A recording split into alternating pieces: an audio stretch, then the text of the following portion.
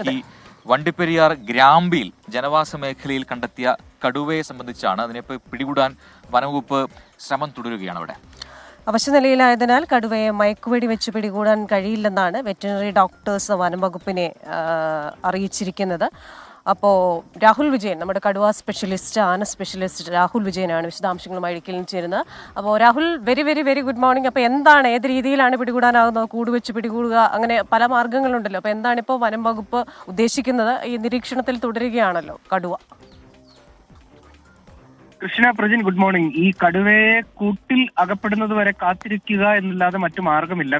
മയക്കുവെടി വെച്ച് പിടികൂടാൻ കഴിയില്ല എന്ന് വനംവകുപ്പ് അറിയിച്ചിട്ടുണ്ട്. കാരണം അതിന്റെ ആരോഗ്യ നില അത്ര നല്ല രീതിയിലല്ല. കാലിന് പരിക്കേറ്റിട്ടുണ്ട്, അതിന് നടക്കാൻ വലിയ ബുദ്ധിമുട്ടുണ്ട്. മയക്കുവെടി വെച്ച് കഴിഞ്ഞാൽ അതിന്റെ ജീവന് തന്നെ ഭീഷണിയാകാനുള്ള സാധ്യത കണക്കിലെടുത്തുകൊണ്ടാണ് ആ കടുവ കൂട്ടിൽ കുടുങ്ങുന്നത് വരെ കാത്തിരിക്കാൻ വനംവകുപ്പ് തീരുമാനിച്ചിരിക്കുന്നത്. നിലവിൽ ഗ്രാമ്പിയിലെ ജനവാസ മേഖലയോട് ചേർന്ന് തന്നെ ഈ കടുവയുണ്ട്. കഴിഞ്ഞ ദിവസം കൂട് സ്ഥാപിച്ചതിന് 300 മീറ്റർ അകലെയായി ഇന്നലെ വൈകിട്ട് വനംവകുപ്പ് സംഘം ഈ കടുവയെ കണ്ടിരുന്നു. മാത്രമല്ല അത് ആ പ്രദേശത്ത് നിൽക്കുകയാണ്. അതൊരു 100 മീറ്ററിൽ കൂടുതൽ ഇന്നലെ ഒറ്റ ദിവസം സഞ്ചരിച്ചിട്ടില്ല.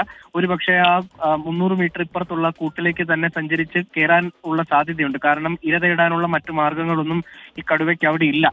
കാരണം അത്രയ്ക്ക് അവശ നിലയിലാണ് കടുവ എന്നാണ് OTNDF N രാജേഷ് ഇന്നലെ പറയുകയും ചെയ്തിട്ടുള്ളത്. ഈ സാഹചര്യത്തിലാണ് വനംവകുപ്പ് കാത്തിരിക്കുന്നത്. പ്രദേശത്തൊരു നിയന്ത്രണം ജനങ്ങൾക്ക് ഏർപ്പെടുത്തിയിട്ടുണ്ട്. ഈ കടുവയെ കണ്ട സ്ഥലത്തേക്കും കൂട് സ്ഥാപിച്ച സ്ഥലത്തേക്കും ആളുകൾ ചെല്ലാൻ പാടില്ല എന്ന് നിർദ്ദേശം നൽകിയിട്ടുണ്ട്. എന്തായാലും ഉടൻ തന്നെ കടുവ കൂട്ടിൽ കുടുങ്ങുമെന്ന പ്രതീക്ഷയിൽ വനംവകുപ്പ് സംഘം അവിടെ നിരീക്ഷണം തുടരുകയാണ്. ആളുകൾക്ക് ബുദ്ധിമുട്ടുണ്ടാകാത്ത വിധത്തിലുള്ള എല്ലാ സജ്ജീകരണങ്ങളും ഒരുക്കിയിട്ടുണ്ട്. രാഹുലെ, തുടക്കത്തിൽ ചോദ്യം ചോദിച്ചപ്പോൾ ചേച്ചി പറഞ്ഞത് കേട്ടായിരുന്നു രാഹുലെ. കടുവ സ്പെഷ്യലിസ്റ്റ്, ആന സ്പെഷ്യലിസ്റ്റ് രാഹുൽ വിജയൻ എന്നാണ് പറഞ്ഞത്. അതിനെക്കുറിച്ച് എന്താണ് രാഹുലിന് പറയാനുള്ളത്? അതില് പ്രത്യേകിച്ചൊന്നും പറയാനില്ല. എന്തായാലും കടുവയും പുലിയും ഒക്കെ ഉള്ളൊരു ജില്ലയായതുകൊണ്ട് സ്വാഭാവികമായിട്ടും അങ്ങ് വന്നു പോകുന്നതാണ്.